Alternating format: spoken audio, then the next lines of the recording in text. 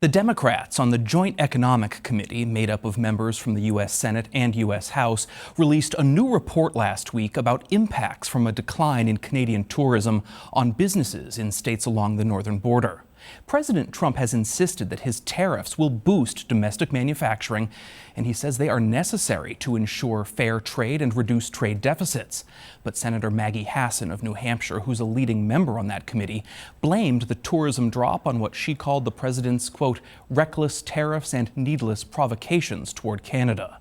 The new report compares this year's numbers to data from 2024.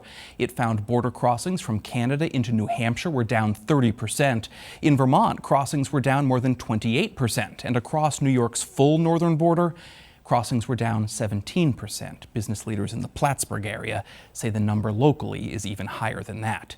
In New York's North Country, 83% of businesses reported a decrease in Canadian customers. 35% of those businesses said they had to reduce staffing levels because of the decline. And between June and September, Vermont reported a 49% drop in credit card spending by Canadians in the state. One business owner who has certainly noticed that change in foot traffic is April Cornell. Cornell was born and raised in Canada, but now runs her brand from Burlington, sending her signature designs to boutiques nationwide. We talked with Cornell about a major milestone for her this year and how she has worked to stay flexible through the ups and downs of retail, including the current relationship between the U.S. and Canada. Some of these prints are 30, 40 years old, and we brought them back from the archives. April Cornell loves and lives retail. How gorgeous is that? She's well known in Burlington and far beyond for her colorful and often floral clothing, accessories, home decor, and more. Incredible cotton that it's what we call a double weave. In 2025, Cornell celebrated 50 years in business. She started in 1975 in her native Montreal in this storefront that's still open before moving to Vermont, where she now operates her recently expanded U.S. flagship store. Look at this, these little backyard chickadees, right? Through her direct-to-consumer and wholesale operations, Cornell says she wants to appeal to women of all ages with what she calls her timeless designs. Just keep connecting with those incredible women out there. You know, just keep delivering our message through our product. Like, to me, that's our secret weapon, you know. Deliver something beautiful and artistic and usable here in somebody's life, and all the other messages that are embedded in it of integrity, of design, of caring, that gets into her life. So I just want to keep finding her and being with her, just being there. Over that half century of business, Cornell can trace a number of significant changes or hurdles in retail, from the peak years for American malls to their struggles, followed by the rise of e-commerce and online or social media marketing, then the COVID-19 pandemic, and more recently, the tariffs President Trump put on imported goods. Many of Cornell's products are made in India. You know, these are really traditional motifs, Indian motifs. It's a bit of an anxious time, but we're, you know, hoping that negotiations are proceeding in our favor. And as a Canadian American, the designer says one current challenge feels particularly personal. Foot traffic by Canadians has dropped at her Burlington store, she says, mirroring trends reported in other border states that used to be popular destinations for Canadians. The drop-off has been widely attributed to a combination of a weaker Canadian dollar and to the White House's rhetoric around Canada, not just with the trade war, but also the president's calls to make Canada the 51st United State. It's been trying. It's been trying. I think we still have Canadian visitors like to the store, and you know, we have a closeness with them, and we sell in Canada separate from our US business because goods go direct to Canada. But it's heartbreaking. You know, we're just trying to like message as much as we can, a message of joy and of connectedness. I have to say they love Vermont also. They love to be here, and we're part of their visit. And a lot of them are very old friends / customers, so they trust us. A lot of people said, well, I'm not going down to the States, you know, I'm just not, even though they had favorite places. But it's broken a little bit, I think. They realize that all Americans are not our government, you know, and that we're still very connected with each other. It's tough though, I have to say. Cornell is glad to see a concerted effort by bipartisan leaders to repair those frayed relationships with her native country. The relationship between Canada and New England is vital and very important, and something we all need to continue to repair and strengthen.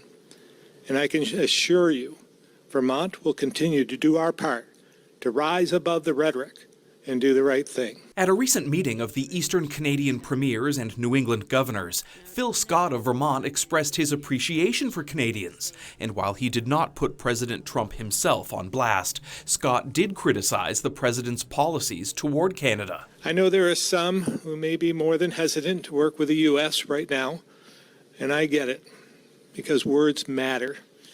You're offended and you're hurt. And the unnecessary rhetoric we're hearing far too often these days has a real impact on northern states, showing up in our Canadian visitor data. But I've said what I've said from the beginning. Canadians are more than just our friends. You're like family. And I said from the very beginning that tariffs in general are a bad idea because they're just a tax on consumers. But arbitrarily increasing tariffs on our closest allies is a terrible idea. A few months ago, Ethan Allen Furniture, a manufacturer in Vermont near the Canadian border, caught fire after a boiler malfunctioned. Thankfully, there was a swift response from fire departments in the area, which included Canadian crews from Quebec, who all pitched in to help save the day and put out the fire. This is just one simple example of many that reminds us how closely intertwined we are and our communities are. And I'm appreciative to their willingness to help, regardless of how divisive some of the rhetoric coming out of Washington is. In northern New York, where the North Country Chamber of Commerce says Canadian traffic is down by 30% compared to 2024, a new campaign called We Know Canadians As hopes to restore friendships and boost border crossings. The first phase is these videos for social media that outline long-standing bonds between average people of northern New York and Canada, not their governments, but close personal bonds, forged in chapters like World War II combat or how Canadians supported Americans after 9/11 or Hurricane Katrina. This effort is not marketing. I can't stress that enough. This is not a marketing campaign. It is a sincere expression of remembrance, gratitude, and friendship, and a moment when reaffirming our shared history matters more than it ever has in the past. For generations, communities in northern New York and in Quebec and Ontario have moved through life together. We know Canadians not merely as neighbors, but as remarkable friends, with friends defined as those you can depend on when you need somebody to depend on in times of challenge and struggle. An initial set of 9 examples are at the heart of this messaging. Each example reminds viewers that our unique connection with Canadians is built upon shared sacrifice, shared compassion, and shared humanity. Well, I think it's important that this video and other things continue to promote the relationship between our nations and people to people. I think it's why it was important when I was town supervisor that we started a friendship visit with Cornwall. Often Plattsburgh in our region is looked at as Montreal's U.S. suburbs, but it's bigger in the aperture of that relationship, right? It's every border community north and south that has a deep and meaningful relationship. People have family that live north and south of the border as well.